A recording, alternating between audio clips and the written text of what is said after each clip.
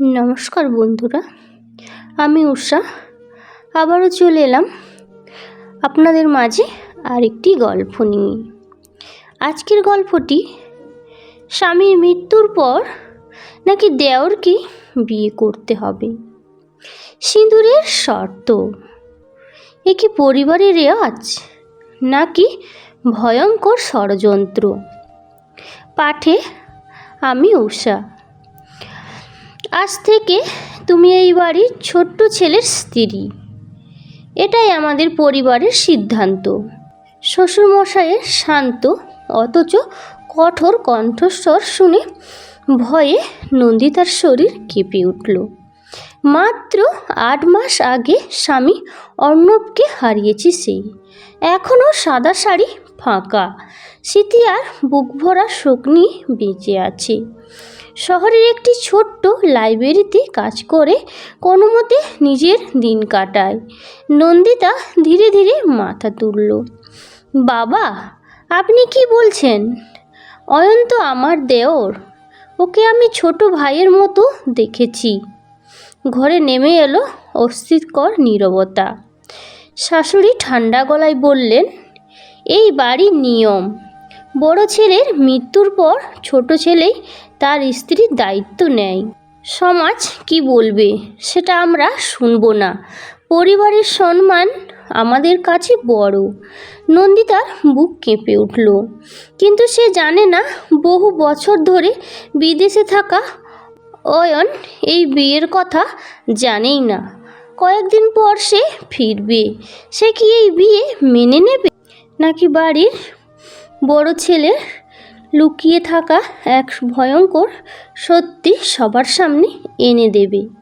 আর অর্ণবের মৃত্যু, সেটা কি সত্যি দুর্ঘটনা ছিল, নাকি সেই মৃত্যুর আড়ালে লুকিয়ে আছে এমন এক ষড়যন্ত্র যা এই পরিবারের প্রতিটি সম্পর্ককে ভেঙে দিতে পারে? নন্দিতা বুঝতে পারল, এবার তাকে শুধু নিজের ভবিষ্যৎ নয়, অতীতের অন্ধকারে রহস্য ও মুখোমুখি হতে হবে। এই বিয়ে কি তাকে নতুন জীবন দেবে, নাকি আরও বড় সর্বনাশের দিকে ঠেলে দেবে? নন্দিতা বুঝতে পারল, এবার তাকে শুধু নিজের ভবিষ্যৎ নয়, এই পরিবারের বহু বছরের চাপা পড়ে থাকা অন্ধকারের অতীতের মুখোমুখি হতে হবে। কিন্তু সে জানতো না, অয়ন দেশে ফেরার আগেই কেউ একজন তার ঘরের দরজার নিচে একটি পুরনো খাম গলিয়ে দিয়ে গেছে। কাঁপা হাতে খাম খুলতেই বেরিয়ে এলো একটি বিবর্ণ ছবি আর একটি ছোট্ট চিরকুট। ছবিতে অর্ণবের পাশে দাঁড়িয়ে আছে এক অচেনা যুবক। দুইজনের মুখেই অদ্ভুত আতঙ্কের ছাপ। চিরকুটে মাত্র একটি লাইন, অর্ণব দুর্ঘটনায় মারা যায়নি। সত্যিটা জানতে চাইলে অয়নকে বিয়ে করো, কিন্তু কাউকে বিশ্বাস করো না। নন্দিতার বুকের ভেতরটা কেঁপে উঠল। হাত থেকে ছবিটা প্রায় পড়েই যাচ্ছিল। তাহলে এতদিন যে মৃত্যুকে সবাই দুর্ঘটনা বলে মেনে নিয়েছে, তার আড়ালে কি লুকিয়ে আছে এক ভয়ঙ্কর ষড়যন্ত্র? অয়ন কি সত্যি তাকে ক্ষমা করতে আসছে, নাকি সেও এই রহস্যর একটি অংশ? আর এই বিয়ে, এটা কি নতুন জীবনের শুরু, নাকি এমন এক অন্ধকার গোলক ধাঁধা যেখান থেকে আর কোনোদিন বেরিয়ে আসা যাবে না? নন্দিতা কি সত্যিটা জানতে পারবে, নাকি সত্য জানার আগেই হারিয়ে যাবে তার জীবন? নন্দিতা ধীরে ধীরে বিছানায় বসে পড়ল। তার হাত এখনও কাঁপছে। বারবার সেই চিরকুটের কথাগুলো চোখের সামনে ভেসে উঠছে। অর্ণব দুর্ঘটনায় মারা যায়নি। সত্যটা জানতে চাইলে অয়নকে বিয়ে করো, কিন্তু কাউকে বিশ্বাস করো না। কাকে বিশ্বাস করবে না? তাহলে কি এই বাড়ির প্রতিটি মানুষ তার শত্রু?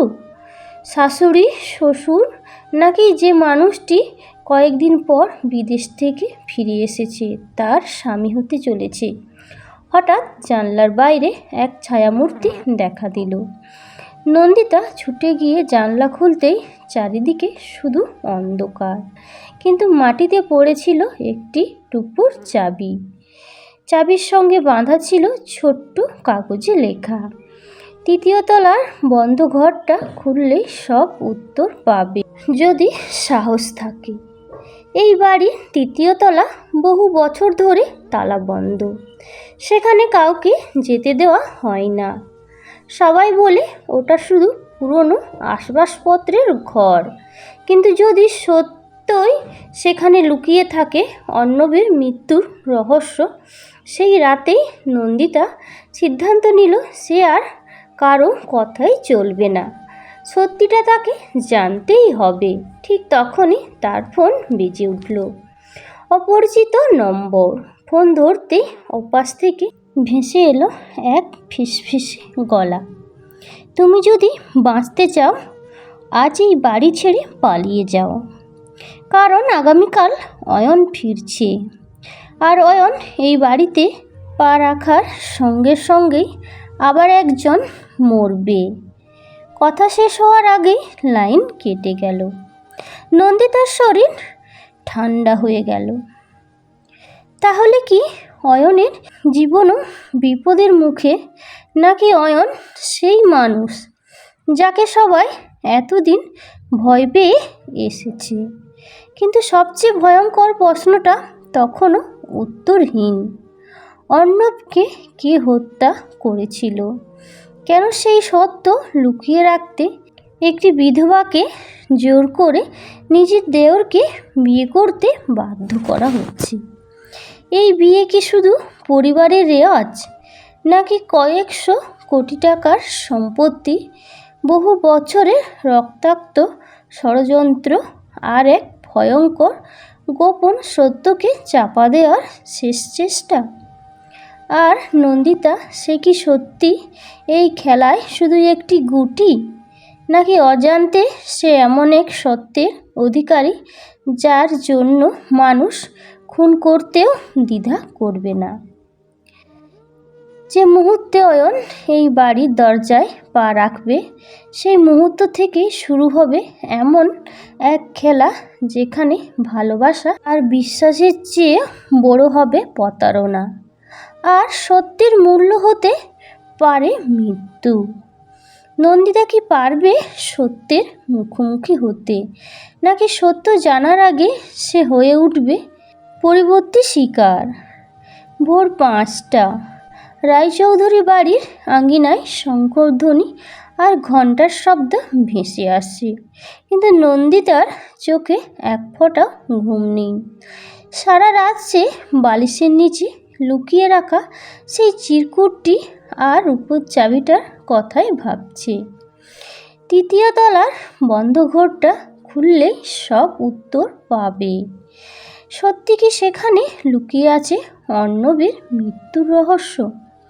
হঠাৎ নিচে গাড়ির হর্ন শোনা গেল। শাওরি দ্রুত উঠে দাঁড়ালেন। অয়ন এসে গেছে।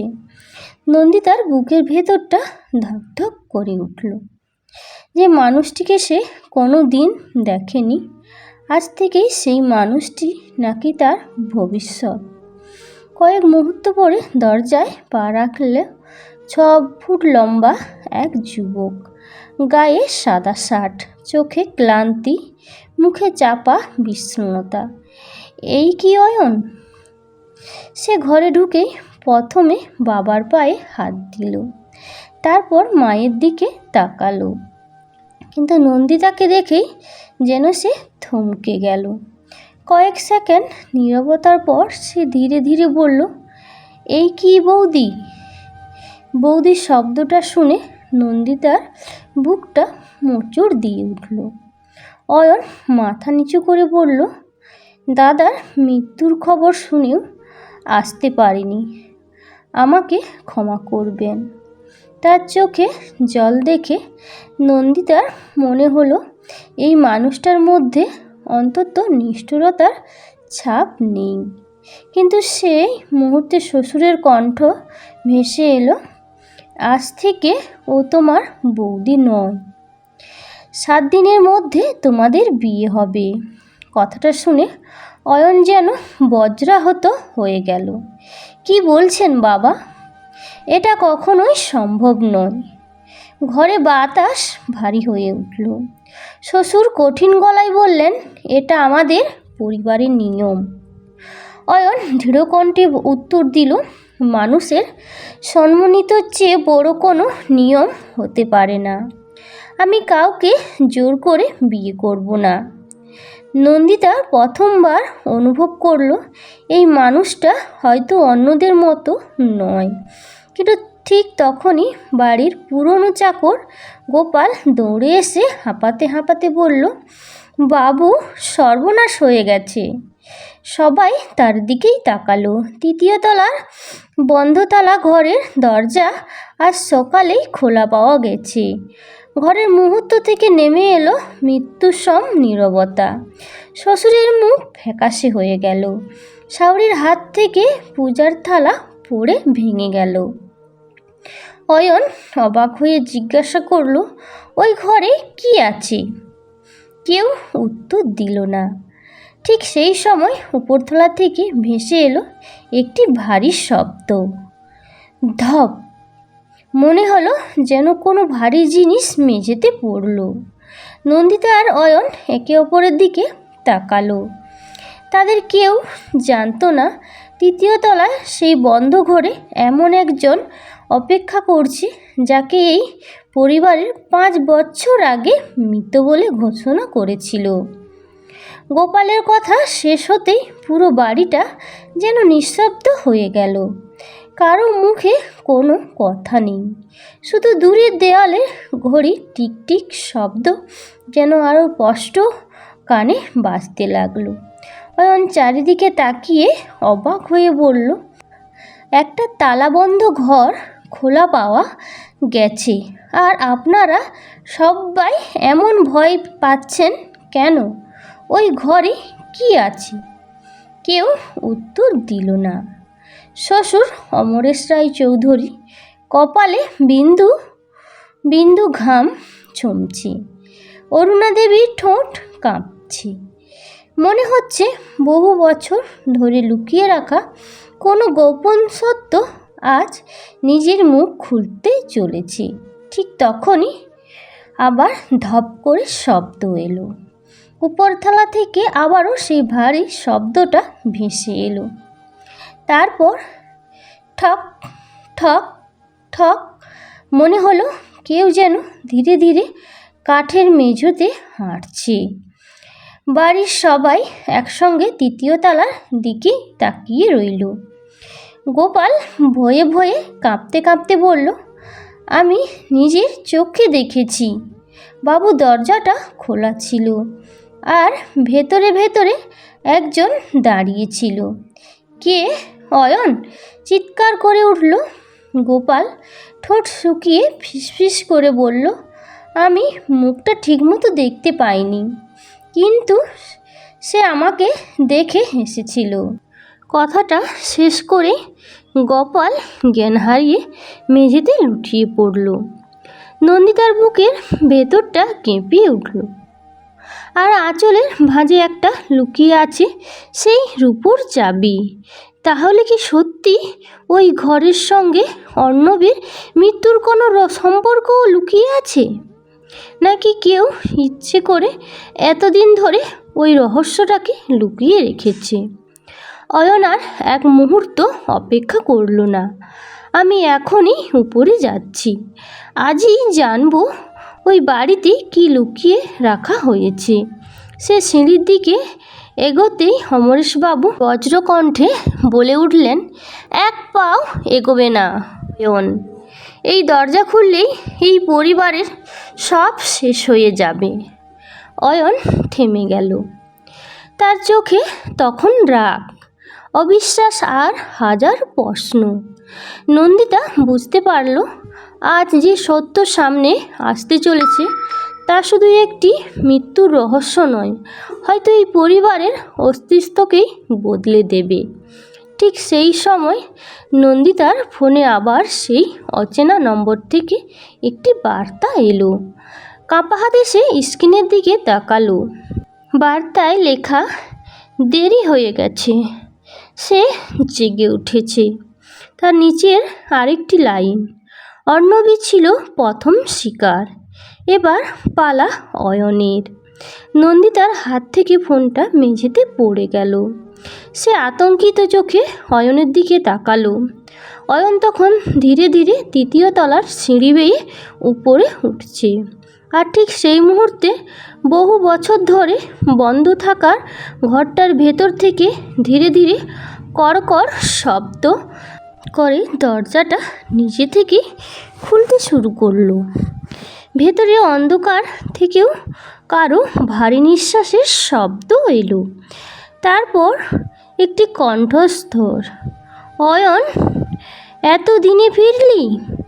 সেই কণ্ঠ শুনে অয়নের মুখে রক্ত মুহূর্তে শুকিয়ে গেল, কারণ এই কণ্ঠস্বর সে খুব ভালো করে চিনতে পারে।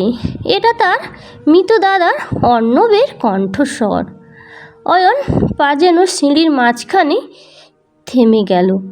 তৃতীয় তলার অন্ধকার ঘর থেকে আরও ভেসে এলো সেই কণ্ঠ, অয়ন, ভয় পাস না, আমি তোর জন্যই অপেক্ষা করছিলাম। অয়ন বুকের ভেতরটা কেঁপে উঠল। অসম্ভব, অর্ণব তো নিজের চোখের সামনেই শেষকৃত্য হয়েছে, তার মৃত্যু সবার সামনে ঘটেছে। তাহলে এই কণ্ঠস্বর কার? নিচে দাঁড়িয়ে থাকা নন্দিতা চিৎকার করে বলল, অয়ন, ওপরে যেও না। কিন্তু অয়ন আর থামল না। ধীরে ধীরে দরজার কাছে গিয়ে ঠেলে খুলে দিল। ঘরের ভেতর বছরের পর বছর ধুলো জমে আছে।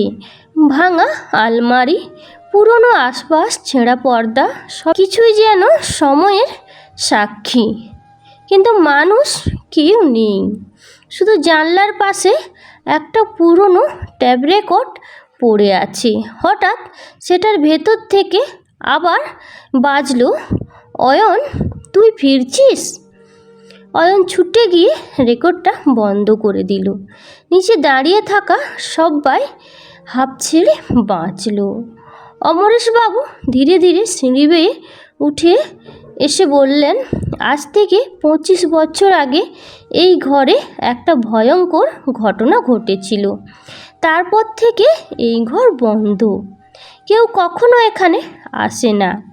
নন্দিতা বিস্ময়ে জিজ্ঞাসা করল, কি ঘটনা? অমরেশবাবু উত্তর দেওয়ার আগেই পিছন থেকে অরুণা দেবী চিৎকার করে বললেন, এটা একটাও কথা বলবে না, সত্যিটা জানলে কেউ বাঁচবে না। ঠিক তখনই অয়নের চোখে পড়ল দেয়ালে লাগানো একটি পুরনো লোহার সিন্দুক। সিন্দুকে একটি তালা। তালাটা দেখে নন্দিতার বুক ধড়ফড় করে উঠল। এটা ঠিক সেই রূপোর চাবির মতো। সে ধীরে ধীরে আঁচল থেকে চাবিটা বের করলো।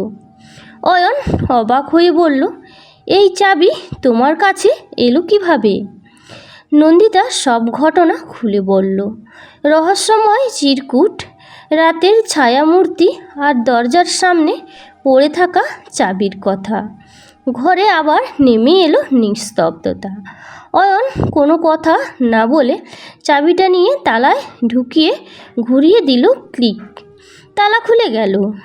সিন্দুকের ভেতরে ছিল কিছু পুরনো নথি, একটি ডায়েরি আর একটি খাম, যার ওপর বড় বড় অক্ষরে লেখা, আমার মৃত্যুর পরই খুলবে। অর্ণব, নন্দিতা আর অয়ন একে অপরের দিকে তাকালো। অর্ণব কি নিজের মৃত্যুর আগেই এই খাম লিখে রেখে গিয়েছিল? তাহলে সে কি জানতো তার জীবনে বিপদ? অয়ন কাঁপা হাতে খাম খুলল। ভেতরে মাত্র একটি চিঠি। প্রথম লাইন পড়তেই তার মুখের রং উড়ে গেল। চিঠিতে লেখা, যদি এই চিঠি তোমাদের হাতে পৌঁছায় তাহলে বুঝে নিও আমাকে কেউ হত্যা করতে চেয়েছিল। আবার সেই মানুষটা এই বাড়ির একজন। অয়নের হাত কাঁপতে শুরু করলো। নন্দিতা নিঃশ্বাস বন্ধ করে পরের লাইন পড়ার অপেক্ষা করছে। ঠিক তখনই ঠাস ঠাস ঘরের সব আলো নিভে গেল। অন্ধকারে কারো দ্রুত পায়ের শব্দ শোনা গেল। তারপর একটি শক্ত হাত অয়নের হাত থেকে চিঠিটা ছিনিয়ে নিল। অয়ন চিৎকার করে উঠল, কে কে কে ওখানে? কিন্তু কোনো উত্তর এলো না। শুধু অন্ধকারে একটি ছায়ামূর্তি জানলা দিয়ে লাফিয়ে নিচে নেমে পালিয়ে গেল। আলো জ্বলে উঠতেই দেখা গেল চিঠিটা নেই, শুধু মেঝেতে পড়ে আছে একটি ছেঁড়া কাগজের টুকরো। সেখানে লেখা মাত্র দুটি শব্দ, বিশ্বাসঘাতকতা। বাবা অমরেশ রায়চৌধুরীর মুখ মুহূর্তে ফ্যাকাশে হয়ে গেল। নন্দিতা বুঝতে পারল এই পরিবারের রহস্য শুরু অর্ণবের মৃত্যু দিয়ে নয়, বরং তারাও বহু বছর আগে থেকে। ঘরের ভেতরে নিস্তব্ধতা, মেঝেতে পড়ে থাকা ছেঁড়া কাগজের টুকরোর দিকে তাকিয়ে সবাই স্তব্ধ। লেখা, বিশ্বাসঘাতকতা বাবা। অয়ন ধীরে ধীরে মাথা তুলে বাবার দিকে তাকালো। বাবা, এটা কি? দাদা কেন এমন লিখবে? অমরেশ রায়চৌধুরী চোখ ভিজে উঠল। বহু বছর ধরে বুকের মধ্যে লুকিয়ে রাখা শর্ত আর চাপা রাখতে পারলেন না। তিনি চেয়ারেই বসে বসে ধীরে ধীরে বলতে শুরু করলেন, আজ থেকে 15 বছর আগে আমি ব্যবসায় বড় ক্ষতির মুখে পড়েছিলাম। সেই সময় এক প্রভাবশালী ব্যবসায়ীর কাছ থেকে টাকা ধার নিই, বিনিময়ে এমন কিছু কাগজ সই করি যা আমাদের পুরো সম্পত্তি কেড়ে নিতে পারত। অর্ণব ঘটনাটা জেনে যায়।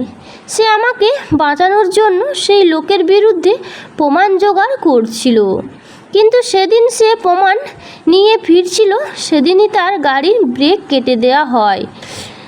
সবাই সেটাকে দুর্ঘটনা ভেবেছিল। নন্দিতা নিঃশ্বাস বন্ধ করে সব শুনছিল। অমরেশবাবু কাঁপা গলায় বললেন, আমি ভেবেছিলাম আমার ভুলের জন্যই আমার ছেলে মারা গেছে, তাই সত্যিটা লুকিয়ে রেখেছিলাম। ঠিক তখনই বাড়ির বাইরে পুলিশের গাড়ি সাইরেন শোনা গেল। অয়ন আগে থেকেই চিঠির কিছু ছবিতে তুলে একজন বন্ধুকে পাঠিয়েছিল। সেই সূত্র ধরে পুলিশ আসলো। তদন্তে ধরা পড়ল অমরেশবাবু নয়, বরং পরিবারের পুরনো ব্যবসায়িক অংশীদারি অর্ণবের মৃত্যুর ষড়যন্ত্র করেছিল। সে চেয়েছিল রায়চৌধুরী পরিবারের সম্পত্তি দখল করতে। চিঠি চুরি করতেও তার লোকজনই এসেছিল। সব সত্য প্রকাশে এলো। অমরেশবাবু ভেঙে পড়ে নন্দিতার সামনে হাত জোড়ো করে বললেন, মা, তোমার ওপর অনেক অন্যায় করেছি। আমাকে মানুষ নয়, নিয়মের অংশ ভেবেছিলাম। আমাকে ক্ষমা করো। নন্দিতার চোখে জল চলে এলো। অয়ন সবার সামনে ধীর গলায় বলল, আজ থেকে এই বাড়িতে কোনো জোর করে বিয়ে হবে না। একজন মানুষের জীবনে কোনো রেওয়াজ বা সম্পত্তির যুক্তি হতে পারে না। নন্দিতা নিজের সিদ্ধান্ত নিজেই নেবে। নন্দিতা দীর্ঘদিন পর প্রথমবার নিজের ইচ্ছার কথা বলল। সে বলল, আমি কখনোই কোনো বিয়ে করতে চাই না। আগে নিজের জীবনটাকে নিজের মতো করে গড়ে তুলতে চাই। যদি কোনো দিন আমাদের পথে সত্যি একই হয়, তবে সেটা হবে সম্মান আর ভালোবাসার ভিত্তিতে, কোনো বাধ্যকতায় নয়। অয়ন হেসে মাথা নাড়ল। আমি অপেক্ষা করব, যতদিন লাগে। 1 বছর পরে নন্দিতা নিজের একটি বড় বইয়ের প্রকাশনা সংস্থা গড়ে তোলে। অয়ন তার পাশে থেকে প্রতিটি স্বপ্ন পূরণের জন্য সাহায্য করে। ধীরে ধীরে দুজনের মধ্যে জন্ম নেয় গভীর বন্ধুত্ব, তারপর ভালোবাসা। এবার তাদের বিয়ে হয় পরিবারের চাপে নয়, নিজেদের সম্মানিতে। নন্দিতার স্মৃতিতে আবারও সিঁদুর ওঠে, কিন্তু সেই সিঁদুর কোনো রেয়াজির জন্য নয়, একটি স্বাধীন সিদ্ধান্ত, পারস্পরিক শ্রদ্ধা ও ভালোবাসার প্রতীক। রায়চৌধুরী বাড়িতে বহু বছরের অন্ধকার অবশেষে কেটে যায়। সবাই বুঝতে শেখে রক্তের সম্পর্ক চেয়েও বড় হলো বিশ্বাস, আর সমাজের নিয়মের চেয়েও বড় হলো একজন মানুষের নিজস্ব সিদ্ধান্ত। গল্পটি কেমন লাগলো? গল্পটি যদি ভালো লেগে থাকে গল্পটি শেয়ার করে দেওয়ার জন্য অনুরোধ রইল। এতক্ষণ জুড়ে আমার গল্পটি শোনার জন্য অসংখ্য অসংখ্য ধন্যবাদ। অনেক অনেক ভালোবাসা। ভালো থাকবেন, সুস্থ থাকবেন, নিজেদের খেয়াল রাখবেন।